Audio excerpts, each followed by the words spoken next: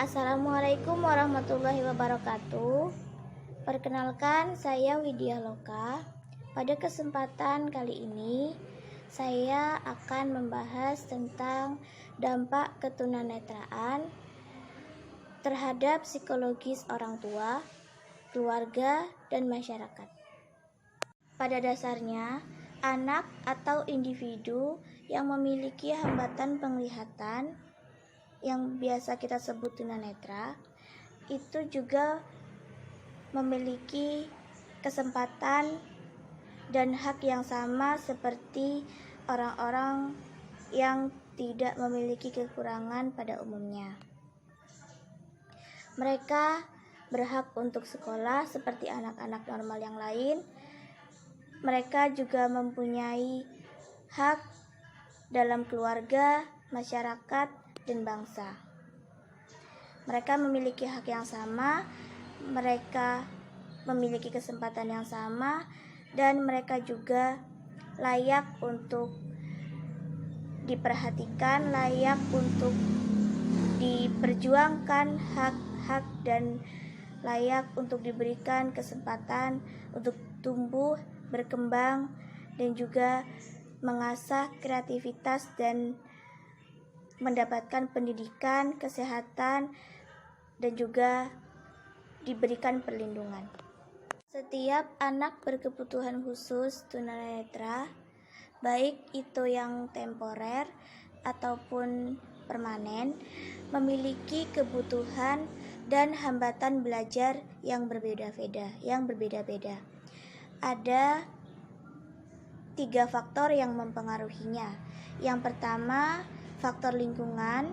Yang kedua, faktor dari individu atau anak itu sendiri. Dan yang terakhir adalah faktor yang dikombinasikan dari individu dan lingkungan. Solusi yang bisa dilakukan untuk mengatasi hambatan tersebut bisa dengan melakukan intervensi dalam hal pendidikan, psikologis, dan interaksi sosial. Sedangkan intervensi yang paling utama pusatnya yaitu keluarga, dan yang kedua adalah guru atau teman terdekatnya. Karena biasanya individu yang memiliki hambatan tunanetra, dia kurang terlalu dekat kepada keluarganya. Terkadang mereka lebih nyaman ketika bercerita atau berinteraksi dengan guru ataupun teman terdekatnya. Kebanyakan individu tunanetra sulit untuk terbuka dengan keluarga, karena biasanya keluarga individu tersebut mendiskriminasi atau lebih tidak memperdulikan kebutuhan si tunanetra itu sendiri. Respon salah satu keluarga, terutama seorang ibu, dapat mempengaruhi keluarga yang lain pula. Jadi misalnya ada individu tunanetra di tengah-tengah salah satu keluarga dan ibunya memberikan kesempatan untuk anaknya berkembang ataupun mengasah kemampuannya, nanti keluarga yang lain akan memberikan kesempatan yang sama. Tapi apabila dari orang tua sendiri, terutama ibu ataupun ayahnya, tidak memberikan kesempatan ataupun menutup, itu keluarga yang lain akan bersikap demikian, karena mereka akan mencontoh apa yang orang tua lakukan terhadap anaknya.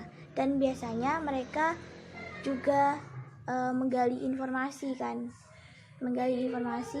bagaimana mendampingi anak tersebut gitu. Apabila mereka orang tua tersebut berhasil untuk menjadikan anak tunanetranya, anak yang memiliki hambatan penglihatan ini bisa maju, bisa berkembang seperti itu. Sikap atau perilaku anak atau individu dengan hambatan penglihatan didapatkan dari proses dan pengalaman belajar. Pada umumnya, anak atau individu dengan hambatan penglihatan memiliki kebiasaan atau perilaku yang tidak sesuai dengan orang-orang pada umumnya. Seperti misalnya sering membungkukkan badan, terlalu membungkuk, atau untuk individu yang low vision itu biasanya ketika dia kan masih punya sisa penglihatan ya, walaupun hanya mungkin 1-2 senti gitu. Jadi ketika dia berusaha untuk melihat benda itu, dia melihatnya terlalu dekat sehingga kadang memaksakan untuk membelalakkan matanya, seperti itu. Seperti saya itu kan masih bisa ya membaca tulisan awas, itu masih bisa. Dulu waktu masih sekolah di SLB, karena saya masih low vision, guru-guru saya itu mengajarkan kepada saya, mengenalkan huruf-huruf awas. Tapi yang dikenalkan itu yang huruf-huruf besar. Kan huruf awas itu kan ada huruf kecil dan huruf besar. Sedangkan huruf kecilnya itu kan huruf sama huruf besar itu bentuknya beda. Jadi ketika saya melihat tulisan awas gitu yang huruf besar, khusus huruf besar, itu dimanapun, entah itu di tempat umum atau dimanapun, saya akan berusaha untuk membaca gitu, karena saya kan masih melihat ya. Jadi saya akan berusaha untuk membaca sampai menempelkan wajah saya ke tulisan tersebut, seperti itu. Jadi kadang sama orang-orang di sekitar gitu dilihatin gitu. Kan saya biasaan pakai tongkat ya kalau di tempat umum. Jadi mungkin mereka heran gitu ya, pakai tongkat kok dekat-dekat ke tulisan, berusaha membaca tulisan tuh gimana. Tapi kadang-kadang saya tuh mengabaikan aja sih, karena saya lebih fokus ke rasa penasaran saya, dan lebih senang kalau misalnya ada tulisan awas, jadi pengen baca gitu. Saya lebih ke seperti itu, fokusnya lebih ke sana. Ya sebetulnya itu tidak baik, karena di sekitar kita kan banyak orang gitu kan, banyak yang memperhatikan. Namun biasanya individu tunanetra itu lupa gitu. Dia lupa kalau di sekitarnya tuh banyak orang. Dia merasa kalau dia tuh sendirian gitu. Solusi agar anak atau individu yang mengalami hambatan penglihatan agar tidak mengurangi kebiasaan yang tidak sesuai di lingkungan masyarakat, keluarga, ataupun orang-orang pada umumnya. Salah satunya dengan cara individu tersebut sering-sering diingatkan. Jadi apabila misalnya dia memiliki kebiasaan seperti saya, ya pendamping orang tersebut atau temannya atau siapapun harus sering-sering mengingatkan bahwa kamu tidak sendirian, kamu ada yang memperhatikan, dan kebiasaan itu kebiasaan yang tidak baik. Dan diingatkan juga orang-orang di sekitarmu atau orang-orang yang lain itu nggak ada loh yang yang melakukan hal itu gitu. Disampaikan juga kalau itu kebiasaan yang aneh kayak gitu. Karena kalau hanya diingatkan saja tanpa ada penekanan seperti itu, biasanya kita itu kita tuh suka lupa gitu, karena kita itu kan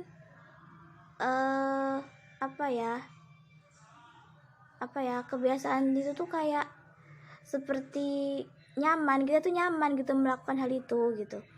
Jadi kadang kita tuh melupakan bahwa kalau itu tuh kebiasaan yang gak wajar gitu. Kadang kita tuh gak peduli juga sih dengan itu. Ada juga teman-teman saya yang begitu, sudah diingatkan berkali-kali, tapi dia punya mindset bahwa gak apa-apa lah, walaupun aku punya kebiasaan yang gak wajar, ya kan maklum aku itu tunanetra. Ada teman-teman saya yang begitu. Jadi penekanan bahwa yang kamu lakukan ini adalah kebiasaan yang tidak wajar atau kebiasaan yang aneh, perilaku yang aneh, itu harus disampaikan gitu. Karena agar sampai ke perasaan kita gitu. Karena kan kita kan lebih ke perasaan ya. Jadi ketika dinasehati ataupun diingatkan itu, kalau itu sudah menyentuh perasaannya, insya Allah bisa merubah seperti itu. Yang harus dilakukan apabila ada keluarga yang memiliki gangguan psikologis terhadap atas kehadiran anak atau individu tunanetra, bisa dilakukan logoterapi atau terapi spiritual atau pendekatan kepada Tuhan, terapi kerohanian, atau bisa juga disebut dengan pemaknaan hidup. Terapi yang digunakan agar kita bisa lebih memaknai hidup.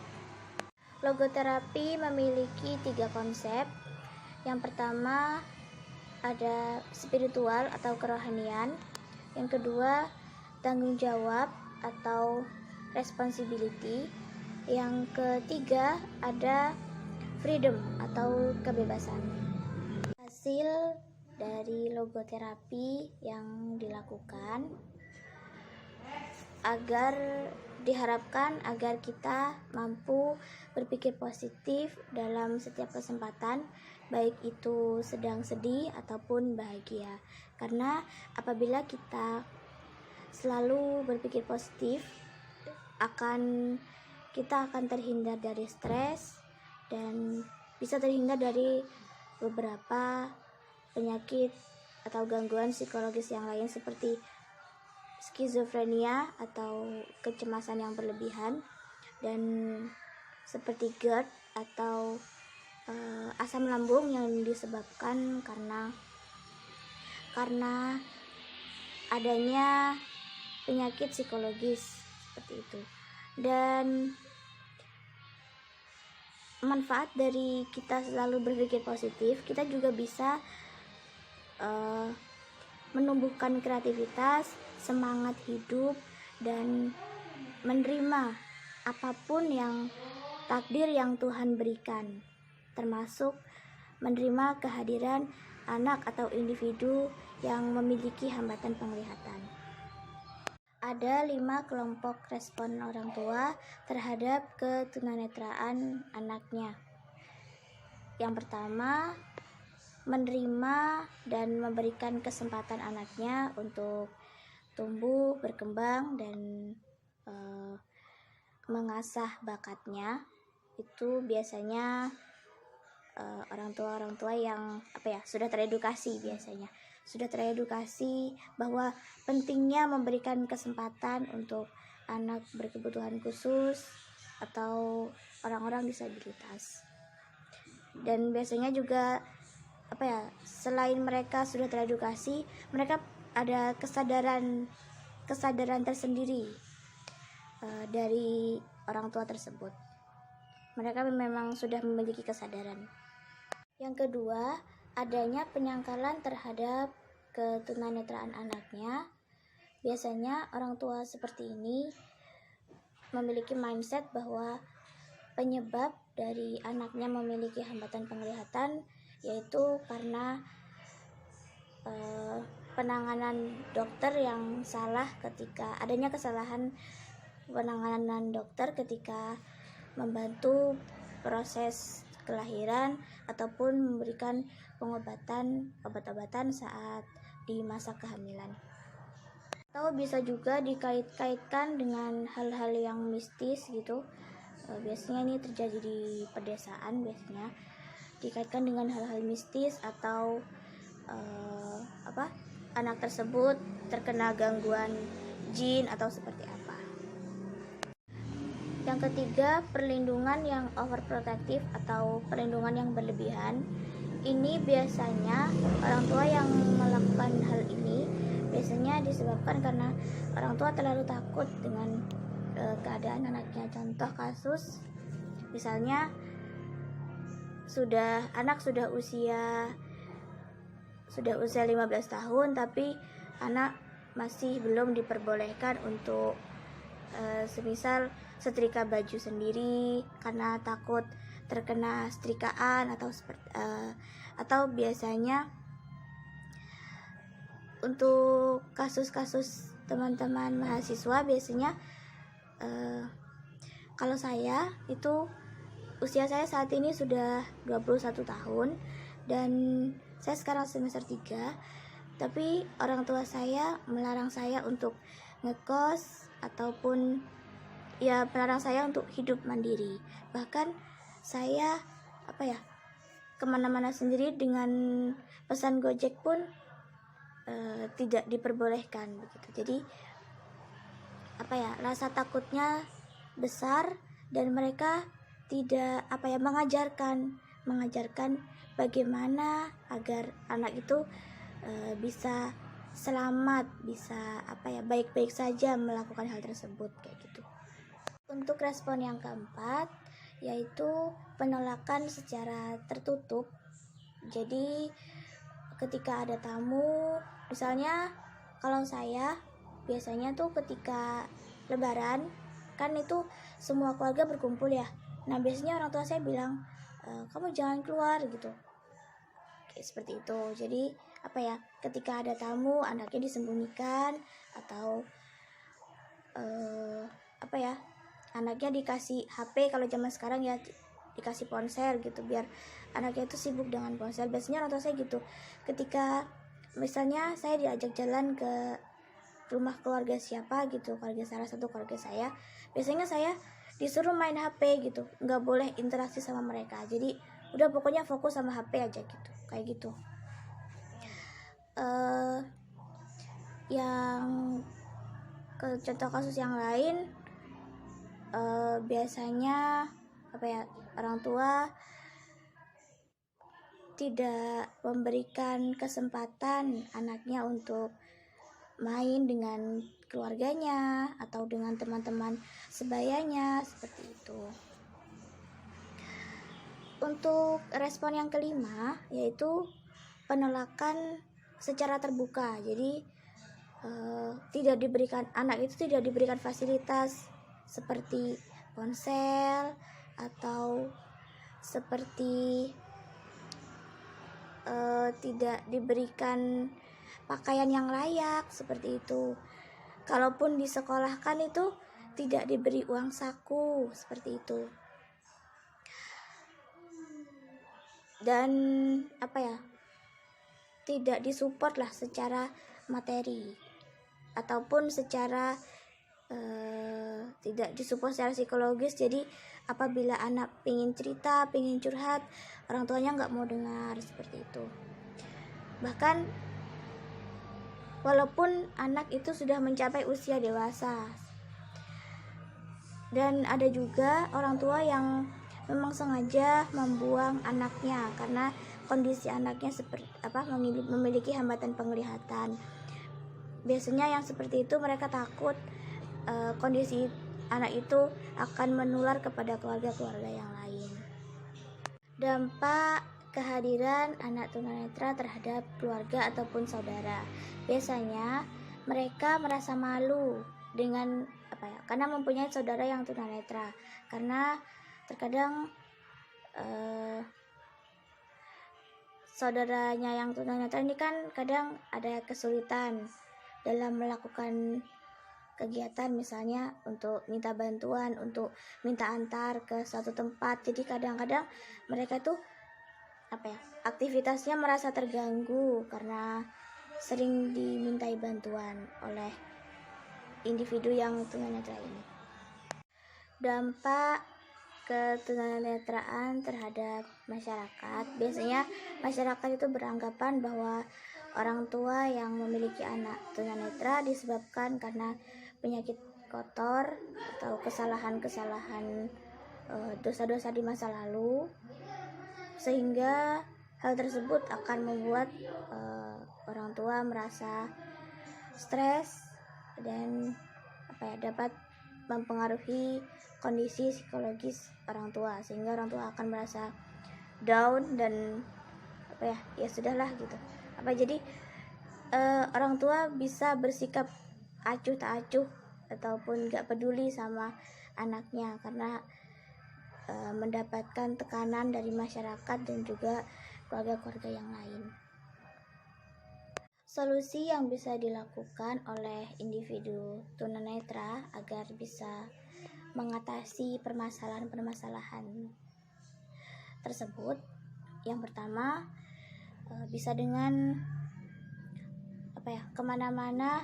Jadi individu itu harus berani bermobilitas sendiri. Jadi harus berani kemana-mana sendiri dengan menggunakan tongkat. Jadi menunjukkan ke masyarakat ataupun keluarga yang lain bahwa walaupun saya tunanetra tapi saya bisa loh bermobilitas sendiri gitu. Dan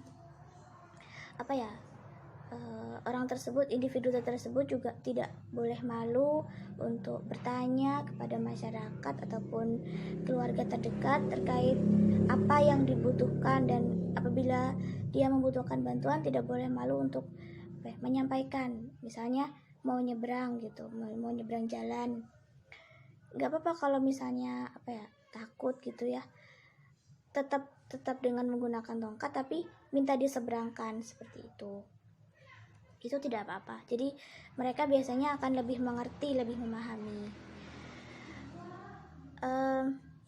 Cara yang lain bisa dengan menunjukkan kepada keluarga ataupun masyarakat bahwa dia itu mandiri. Jadi seperti hal simpel melakukan pekerjaan rumah, kayak misalnya mencuci baju ataupun setrika. Nggak apa-apa walaupun mungkin gerakannya lamban gitu ya, nggak cepat nggak cekatan seperti orang-orang normal pada umumnya, tidak apa-apa. Yang penting dia sudah membuktikan kepada keluarga ataupun masyarakat bahwa dia bisa melakukan pekerjaan rumah sendiri gitu, seperti mencuci baju ataupun setrika ataupun menyapu lantai, seperti itu. Untuk yang lainnya mungkin percaya diri. Jadi dia percaya diri ketika ingin bertanya, ketika hadir di tengah-tengah orang normal, ketika dia ingin ngobrol ataupun diskusi gitu, lebih percaya diri untuk menyampaikan pendapat, bertanya ataupun seperti berinteraksi dengan mereka, seperti itu. Dampak perkembangan kognitif pada anak atau individu yang memiliki hambatan penglihatan. Ada perbedaan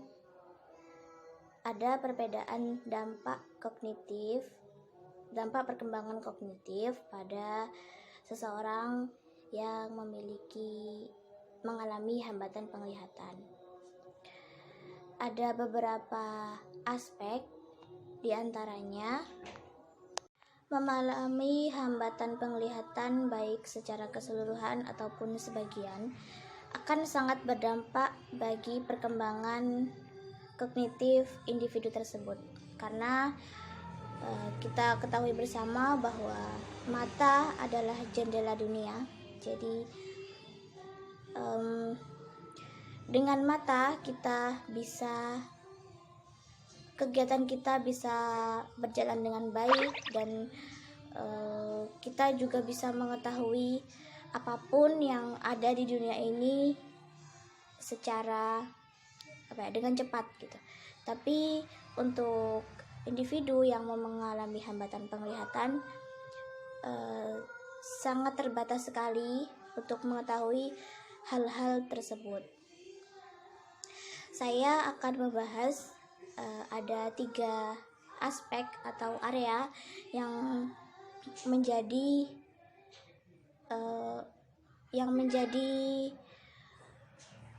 fokus pembahasan kita pada kesempatan kali ini. Area perkembangan yang terhambat ada beberapa yang saya temukan. Yang pertama, adanya perbedaan atau adanya ragam tingkatan perbedaan pengalaman antara individu yang memiliki hambatan penglihatan dan individu yang tidak memiliki hambatan penglihatan. Maksudnya, kalau individu yang memiliki hambatan penglihatan itu mereka untuk mengidentifikasi atau mengetahui suatu objek, mereka menggunakan indera yang lain seperti perabaan atau pendengaran dan indera-indera yang lainnya. Tapi untuk seseorang atau individu yang tidak mengalami hambatan penglihatan, dalam 1 detik saja mereka sudah bisa mendeteksi sebuah objek. Contoh kasusnya, ketika mengetahui mobil, individu yang tunanetra ini dia harus melihat dulu, menyentuh bendanya dan bertanya apa warna benda tersebut dan apa mereknya. Namun untuk individu yang tidak memiliki hambatan penglihatan, dalam waktu 1 detik saja mereka sudah tahu, sudah bisa mendeteksi objek dengan cepat, sudah tahu mobil itu warna apa, mereknya apa, dan bentukan bodinya seperti apa. Jadi adanya keterlambatan dalam mengidentifikasi suatu objek karena perbedaan keragaman pengalaman tersebut. Ada hal-hal yang sulit dideteksi tanpa menggunakan penglihatan. Semisal benda yang terlalu kecil seperti semut, itu kami sebagai tunanetra sulit untuk mendeteksinya. Atau benda yang terlalu jauh seperti halnya pantai, itu kami juga sulit. Atau bintang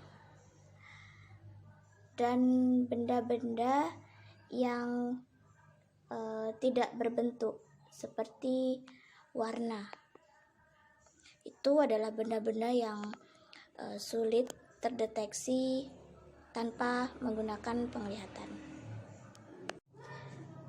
Perkembangan kognitif terdampak selanjutnya yaitu adalah interaksi lingkungan.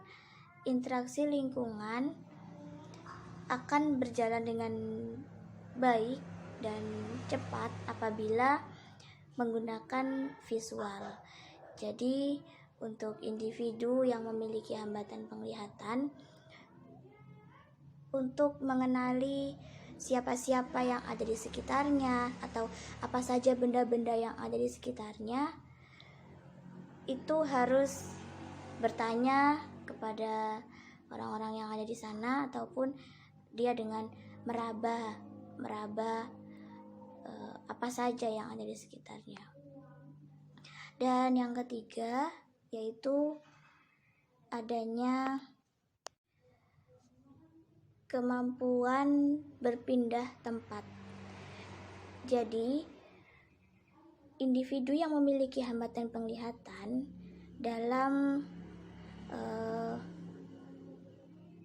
menjalani kehidupan sehari-hari, dia membutuhkan teknik atau ilmu yang namanya orientasi mobilitas dan juga ilmu interaksi dan komunikasi. Karena penglihatannya terbatas dan gerakannya pun terbatas, jadi dalam melakukan aktivitas sehari-hari untuk mendukung aktivitasnya agar bisa berjalan dengan lancar tanpa banyak kendala, itu harus mempunyai dua ilmu keterampilan tersebut. Keterampilan orientasi mobilitas itu digunakan untuk ketika dia akan berjalan ke suatu tempat atau akan menghadiri suatu tempat, atau dia ingin memasak atau lain sebagainya. Dan untuk ilmu interaksi komunikasi sendiri itu digunakan untuk ketika dia ingin meminta bantuan ataupun pertolongan ketika menghadapi kesulitan ketika dia melakukan aktivitasnya.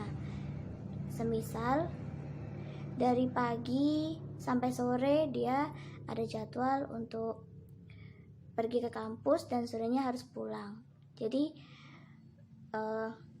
kalau orang biasa kan sudah tergambar ya, nanti akan ke kampus menggunakan pakaian apa, menggunakan sepeda yang seperti apa, dan jalan-jalannya arahnya kemana itu kan sudah tergambar, sudah terkonsep. Tapi untuk individu tunanetra sendiri, dia harus menghafal nanti pakaian yang akan digunakan pakaian seperti ini, yang bahannya seperti ini, dan nanti akan menggunakan tongkat dan harus mengenali jalannya. Jadi kalau ke kampus jalannya ke arah mana, setelah itu ada tikungan ke arah mana, seperti itu. Jadi harus orientasi terlebih dahulu. Sarana dan prasarana yang dibutuhkan oleh individu tunanetra yaitu